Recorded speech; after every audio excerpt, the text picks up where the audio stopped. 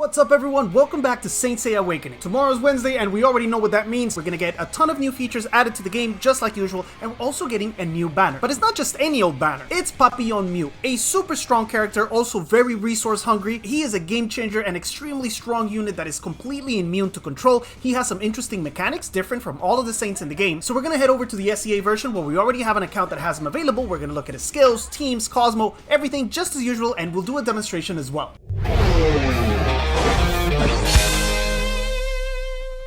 Alright, here we are then on Silver's account. Once again, thank you for letting me use your account to check out these unreleased characters, or at least the ones that haven't come out on Global. Now, the first thing you need to know about PAPILLON is that he's not a regular Saint and that he doesn't just go into a battle, start doing damage, everything's good, you're ready to go. No, he is a character that evolves throughout the battle, and he has 4 different phases, which give him different characteristics, but it does take him a while to get into this final butterfly form, so plan for that. The first few turns, he's not going to be able to do much, he's going to need some protection to make sure he makes it to this form, and then he can start owning people. Now, his skills are pretty complicated. It's one of these like Bible verse descriptions, so we're gonna take it step by step. We're gonna start with the first one, and the easiest way to look at it is to break it out into its 4 parts, because remember, PAPILLON goes through 4 phases during the battle. He starts off as a larva, then turns into a bug, then into a cocoon, and finally his butterfly form. Now, the primary function of this skill is a simple individual cosmic type attack, but it changes depending on what stage he's in. During the first stage, which is the larva, MYU will attack, and he'll also earn the trait of being able to do additional damage to units that are protected by a shield, like Moos or Shions. In his second form, the insect, he has an 85% chance to entangle the target. This entanglement kind of looks like a spider web on the enemy, and what it does is after that enemy moves 3 times, that enemy will be controlled for 1 round. So it takes 3 rounds to take effect, but then that character loses a turn. The third one is the cocoon form, and this is where MYU becomes completely immune to all forms of control. There's no way to stop him. Using this skill during the third phase also grants additional resistance to your allies. Lastly, we have the butterfly form, which is his most advanced one. When he uses the first skill during this form, he has a 30% chance to generate 100 psychokinesis. Now, we're gonna look at that in a second, exactly what that does. Skill ups in this ability allow us to gain all of the traits from the different phases. Otherwise, we're limited to just larva and bug, or larva, bug, and cocoon. At level 3, we get all 4. And fortunately, that's the most complicated one. It gets a little bit easier from now on. The second skill, Butterfly Evolution, gives us the ability to force MYU to evolve. Alright, so this is a manual evolution. There's an automatic one, which we're gonna look at next, but this manual one forces MYU into the next change,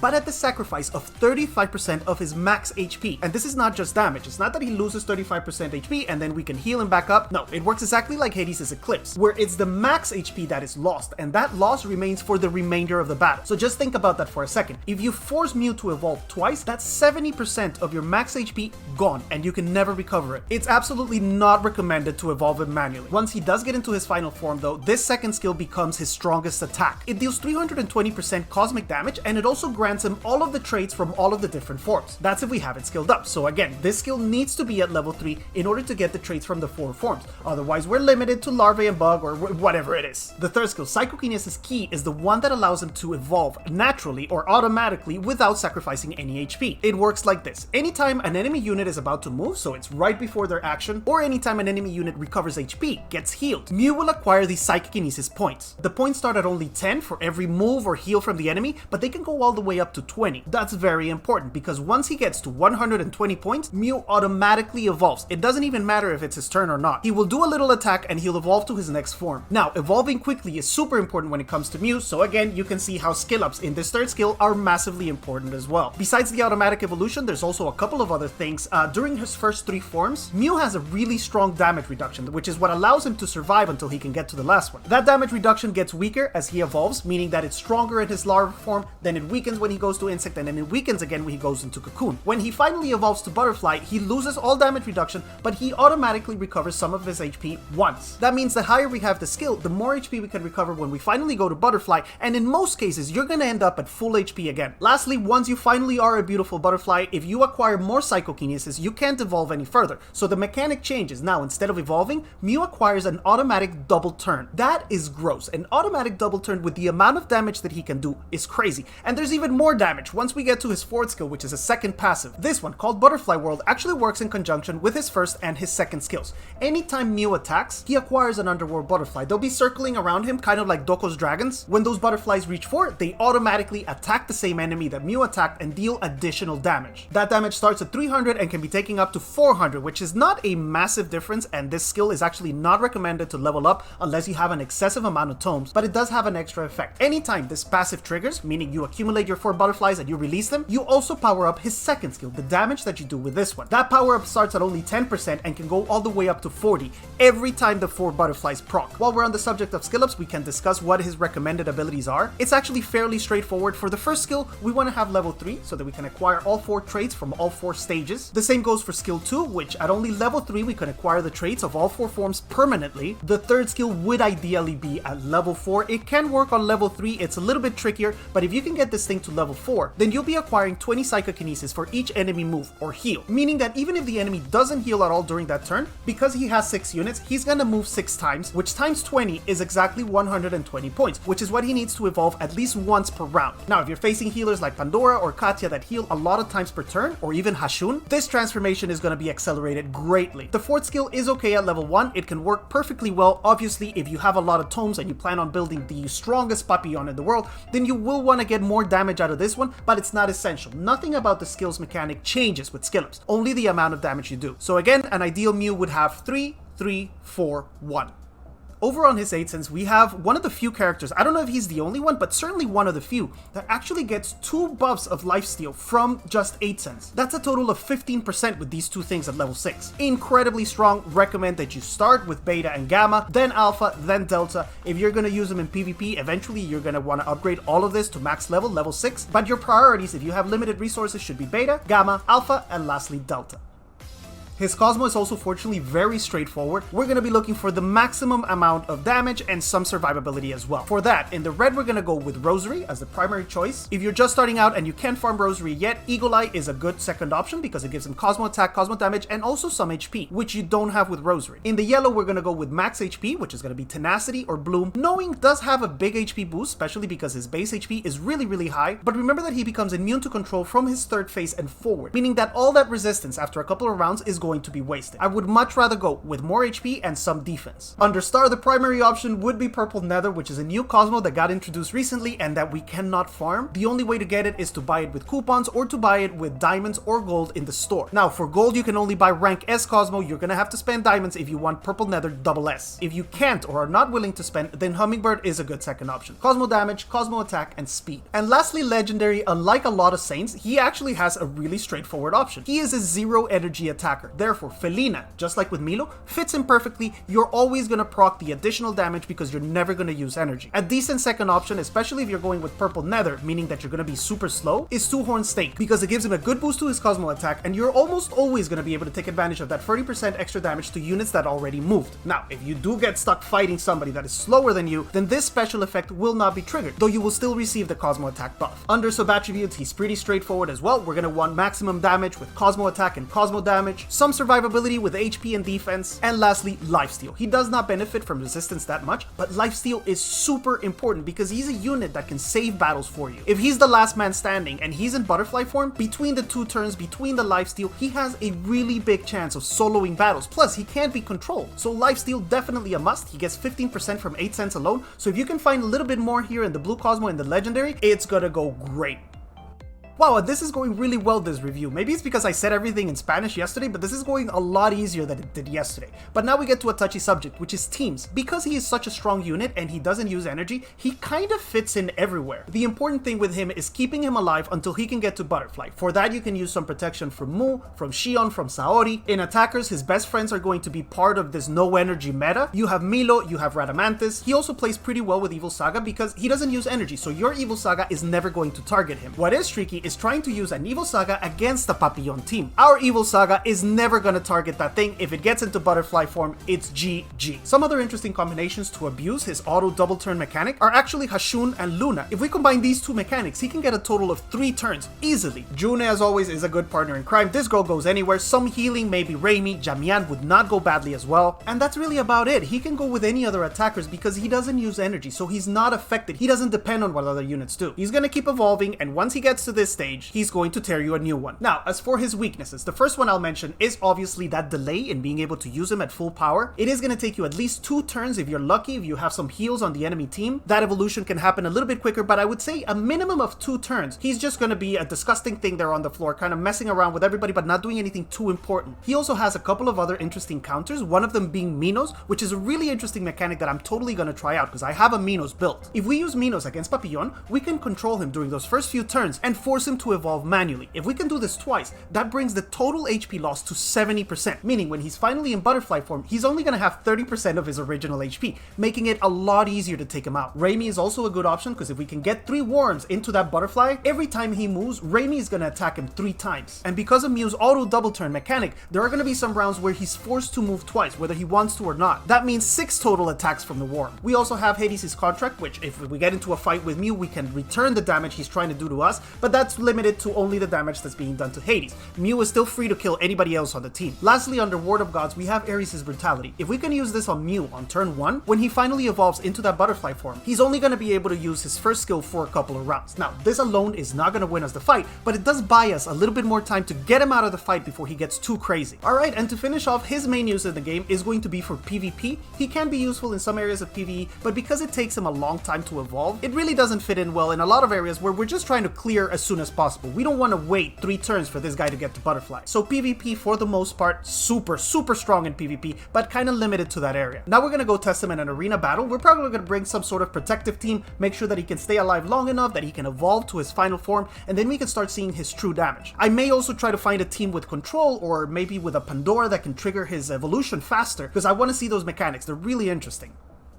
Alright, here we go guys, we're gonna do an arena fight. He already did his 5 attempts, but he gave me permission to use 10 crystals, so once again, thank you Silver. Now the challenge here is gonna be staying alive long enough for Mew to reach that ultimate evolution, so we're probably gonna go with some sort of safe team again, maybe use June. I think I'm gonna attack this guy, although he has a chicken, but no matter, we're gonna bring our own June, we're gonna bring Marine, maybe we can bring Luna to double turn Marine. I think that's what he's using on his defense, and it seems to be working really well. This is a free-to-play account, so he doesn't have access to a lot of Saints, and some of his units are not Cosmoed up, but we're gonna make it work. I strongly believe in the power of the butterfly.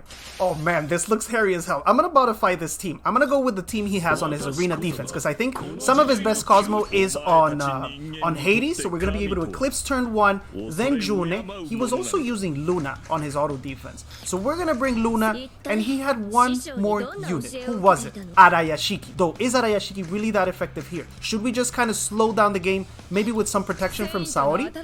Yeah, we can do that. That's 3 energy turn 1. Wow, this June is really slow though. That's 3 energy in turn 1 to Eclipse and June, and then we'll kind of deal with the rest. Hopefully, we stay alive long enough.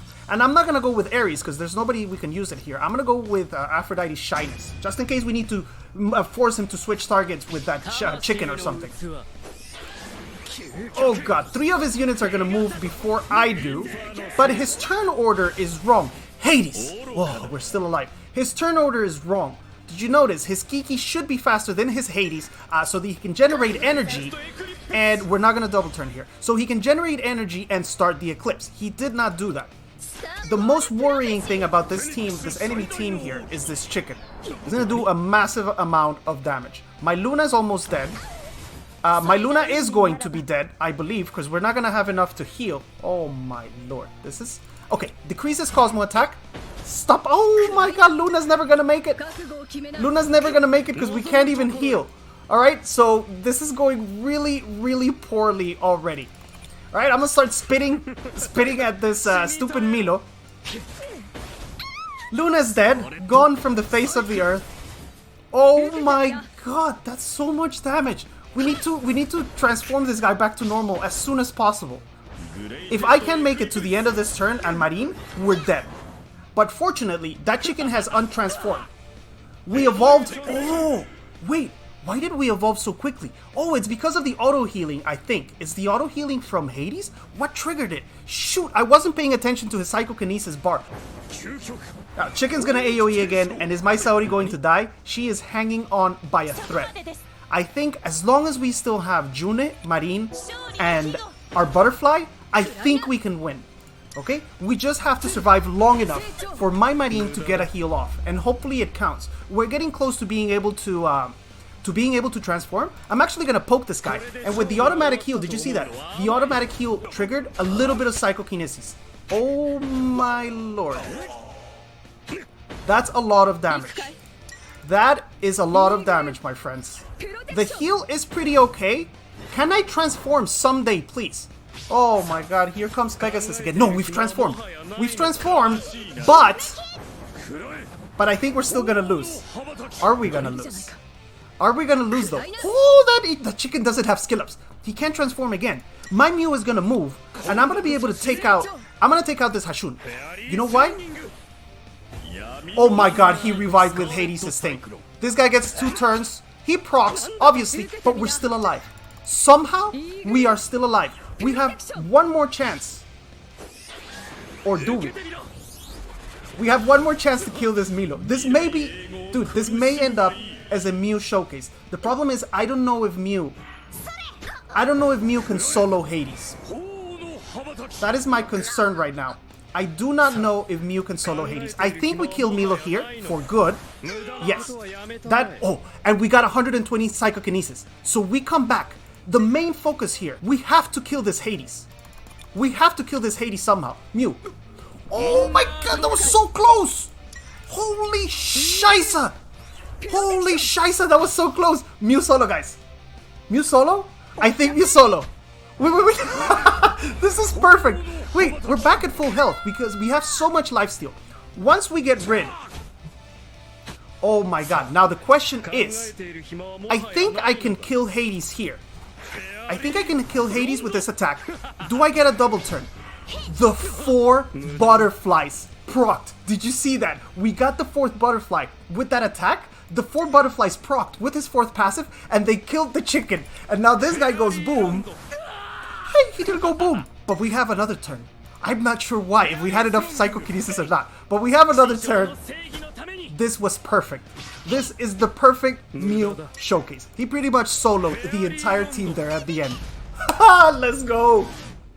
And that's gonna be it for today, guys. That was a perfect demonstration of Mew's solo power, though we did get a little bit lucky. The Pegasus and the chicken didn't have a lot of skill ups. I think we might have lost if they did. Anyway, it turned out to be great fun. I thought we had lost there at the 2nd or 3rd round, but we ended up pulling it back and getting the win with a Mew solo. Pretty much Mew solo. I'm personally gonna be summoning for him. I got lucky yesterday and was able to pull my Hashun with, well, not me. Aubrey pulled my Hashun for me, doing summons on my account. He was able to pull my Hashun with just 60 summons yesterday. The total I spent for him were 260. So between that and the Lucky Cat, I still have a lot of summons saved up. I'm going to try for Papillon. No doubt I want to use him. I think he's a really strong and fun unit. Now, I don't know if you follow all of the social media stuff about the game, but there has been some uproar about the amount of banners that they've released lately. This is the 3rd really strong banner we have in a row. We got Evil Saga, then Hashun, and now Papillon. The publishers are aware of our discontent, and they've already announced they've actually put a poll up on their Facebook page, letting us decide if we want the Papillon banner to last 2 weeks, or if we prefer that Hades is added to the pool next time he's available. I personally voted for the longer Papillon banner because I think it benefits people more. If you can pace yourself and do your 40 daily summons during those 2 weeks, then even if you don't get lucky to pull him, you can pretty much complete 1/3 of the character with free shards from the summoning event. If you prefer to have Hades join the pool, that's perfectly fine as well. You guys decide whatever you think is best. I personally voted for the 2-week banner. And that's it. I'm gonna leave you here for today. If you haven't already, please remember to hit like, subscribe to the channel, ring the bell so you don't miss any videos, and I'll see you guys again very soon.